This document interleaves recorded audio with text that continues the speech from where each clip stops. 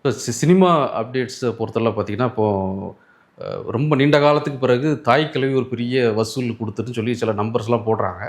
அது எது கரெக்டு, எது இல்லை, சரியான நம்பர்ஸ் தான். நம்பர்ஸ் ஆக்சுவலாக 50 கோடின்னு அவங்க சொல்கிறாங்க. அது சரியான தொகை தான். அவங்களே எதிர்பாராத ஒரு வெற்றி தான். ஆக்சுவலாக அந்த படம் வெற்றி அடையும்னு அவங்க எதிர்பார்த்தாங்க. இவ்வளோ பெரிய வெற்றி அடையும்னு அவங்க எதிர்பார்க்கவே இல்லை.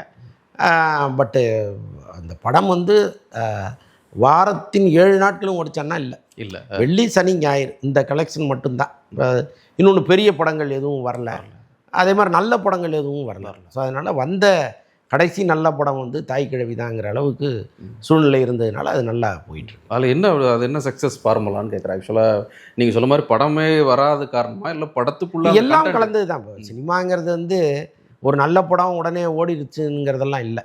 சூழ்நிலைகள் இருக்குது. வேறு படம் அந்த நேரத்தில் வராமல் இருக்கணும், பெரிய படங்கள் வராமல் இருக்கணும், தட்பவெப்பநிலை சரியாக இருக்கணும். இப்போ ஒரேடியாக மழை பெஞ்சதுன்னா தியேட்டருக்கு ஆள் வர மாட்டாங்க. ஸோ அந்த மாதிரி சிக்கல்கள் இருக்குது. சொசைட்டியில் வேறு எதுவும் பிரச்சனைகள் நடந்துடாமல் இருக்கணும். திடீர்னு ஒரு பெரிய தலைவர் இறந்துடுறாரு அப்படின்னா மொத்த மக்களும் அந்த மூடில் இருப்பாங்க. இதுமாரி பல சுற்றுப்புற சூழ்நிலைகளை பொறுத்து தான் ஒரு படத்தினுடைய வெற்றி. இது எல்லாமே இதுக்கு சாதகமாக இருந்துச்சு தாய் கிழவி பொறுத்தளவில். ஸோ அவர் அந்த அந்த அந்த பேனல் சிவகார்த்தியினுடைய தயாரிப்பு அப்படிங்கிற ஒரு விஷயமும் அதுக்கு ஒரு பூஸ்டாக இருந்திருக்குமோ சொல்கிறேன். ஆமாங்க, அவர் ரொம்ப ப்ரொமோஷனில் கலக்குனார் சிவகார்த்திகேயன். ஆக்சுவலாக அவர்கிட்ட ஒரு பெரிய குவாலிட்டி என்னென்னா, ஒரு சின்ன படத்தை பெரிய படமாக மாற்றுற வித்தை அவர்கிட்ட இருக்குது. நீங்கள் கொட்டுக்காளி போன்ற படங்கள்லாம் படம் பார்த்துட்டு பல பேர் வேறு மாதிரி விமர்சனம் பண்ணாங்க. ஆனால் அவ்வளவு சின்ன படத்தை எல்லாருக்கும் தெரிய வைக்கிற ஒரு படமாக மாற்றுனது வந்து சிவகார்த்திகேயன் தான். இன்னொன்று, சிவகார்த்திகேயன் கூப்பிட்டா பல பேர் வந்து அந்த படத்தை பற்றி பேசுவதற்கு தயாராக இருக்காங்க இண்டஸ்ட்ரியில். அப்போ இந்த தாய் கிழவியும் அவர் அப்படி தான் ப்ரொமோட் பண்ணார்.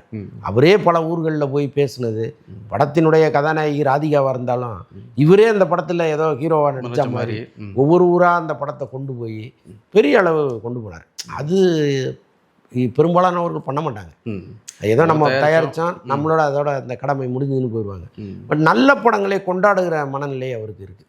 அதுவே பெஸ்ட் குவாலிட்டி தான். அவருடைய அடுத்த ப்ராஜெக்ட்லாம் எப்படி சார் இருக்குது? இதே டைரக்டருக்கு ஒரு படம் கொடுத்துருக்கிறார், சேயோன்னு படம். அது அடுத்த மாதம் ஷூட்டிங் ஸ்டார்ட் பண்ணுறாங்க. 2வது வாரத்தில் ஸ்டார்ட் பண்ணுறாங்க. ஒரே ஷெட்யூலில் அந்த படத்தை முடிச்சிடுறாங்க. அதுக்கப்புறம் ஒரு வெங்கட் பிரபு படம் ஒன்று பண்ணணும், சிபி சக்கரவர்த்தி படம் ஒன்று பண்ணணும். ரெண்டுமே லைனப்பில் இருக்குது.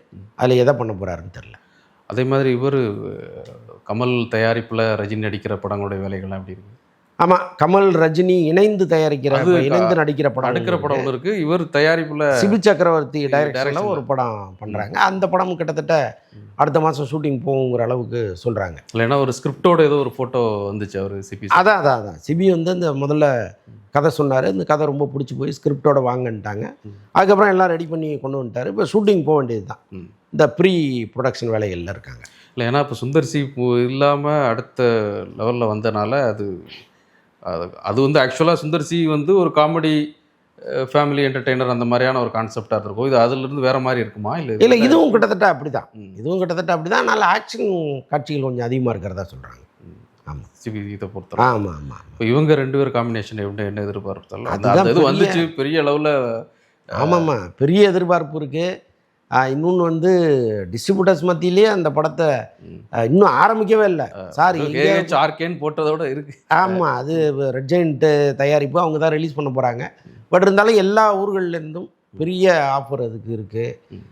அதே மாதிரி வந்து இந்த படத்தில் நடிக்கணும்னு பல குணச்சித்திர நடிகர்கள் வந்து நெல்சனுக்கு ஃபோனை போட்டு, ரொம்ப முக்கியமான படம் இது, நாங்கள் இருக்கணும்னு விரும்புகிறோம், எங்களை விட்டுறாதீங்கலாம் பேசுகிறாங்க. ஸோ அதான் இத்தனை வருஷம் கழித்து 2 பேரும் சேர்றதுங்கிறது பெரிய திருவிழாவாக இருக்கும். இப்போ ஒரு தனுஷ் ப்ராஜெக்டில் எப்படி சார் இருக்குது? தனுஷ் கரன்னு ஒரு படம் பண்ணியிருக்கார், பொறுத்தொழில் டைரக்டரு படம். அது ரொம்ப படம் முடிஞ்சு போச்சு. முடிஞ்சு விரைவில் திரைக்கு வரப்போகுது. அதுவும் வந்து கிட்டத்தட்ட படம் 3 மணி நேரம் வந்திருக்கு. அதை கொஞ்சம் ஒரு அரை மணி நேரம் குறைக்கணுங்கிற மாதிரி போயிட்டுருக்கு. தனுஷுக்கும் ஒரு வெற்றி தேவைப்படுது. ஏன்னா இப்போ அண்மை காலமாக அவர் நடித்த 2 படங்கள் பெரிய வெற்றி படமாக இல்லை. ஸோ அது வந்து அவருக்கும் ஒரு பெரிய வெற்றி தேவைப்படுது. ஏன்னா இப்போ லப்பர் பந்து இயக்குனர் படம் முந்தது அப்படிங்கிற மாதிரி அடுத்தடுத்த படங்களில். ஆமாம்மா, அது இல்லை இப்போ அது ஒரு பக்கம் போயிட்டுருக்கு. பட் கரை தான் படம் அது முடிஞ்சுது. ஆமாம். இப்போ அதுக்கு அடுத்தபடியாக அதுதான். ஆமாம், லப்பர் பந்து இயக்குனர் படம் அவருடைய படம். அது மதுரையில் எடுக்கிறாங்க ஃபுல்லாக. அங்கே செட்டெல்லாம் போட்டு ஃபுல்லாக மதுரைக்கே போயிட்டார் அவர் டைரக்டர், அந்த டீமோடு போய் இறங்கிட்டார். ம். இறங்கி இப்போ பொதுவாக என்ன பண்ணுவாங்கன்னா சென்னையில் ஆஃபீஸ் இருக்கும், ஷூட்டிங் எங்கேயாவது எடுப்பாங்க. ம். பட் இவர் மதுரைக்கே போய் தங்கிட்டார். தங்கி அங்கேயே வந்து ம். உதவி இயக்குனர்களோட இருந்து மொத்த வேலைகளும் அங்கேருந்து பார்த்துட்டு இருக்காரு. பார்த்துட்டு இருக்கு. அப்போ சிம்பு அது அரசன் தான் இப்போ மெயின். சிம்புவுக்கு அரசன் தான். அது என்ன காரணத்தினாலேயோ அது சிம்புவுடைய ராசியா என்னன்னு தெரில, ம். தள்ளி தள்ளி போயிட்டுருக்கு. பல காரணங்களை சொல்கிறாங்க. ம். யாரை கேட்டாலும் அவர் காரணம் அவர் காரணம்னு தன்னை தவிர எதிரில் இருக்கிற ஒவ்வொருத்தரையும் சொல்லிகிட்டே இருக்காங்க. ம். வெற்றிமாறனை கேட்டால் வெளிப்படையாக பேச மாட்டாங்க, சரி. பட் அந்த தரப்பில் பேசும்போது சொல்லுவாங்க ம். அவர் தாங்க காரணம்னு சிம்புவை காமிக்கிறாங்க. ம். சிம்புவை கேட்டால் இவர் தாங்க காரணம்னு.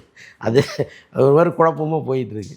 ஸோ இன்னும் அது ஒரு 2வது ஷெட்யூல் ஆரம்பிக்கவே இல்லை. ஃபர்ஸ்ட் ஷெட்யூல் கோயில்பட்டியில் போட்டாங்க. அங்கே வந்து போட்ட செட்டு அப்படியே நிற்கிது. ம். அந்த செட்டை கூட கலைக்கல, மறுபடியும் போய் எடுக்கணும். நன்றி. நன்றி.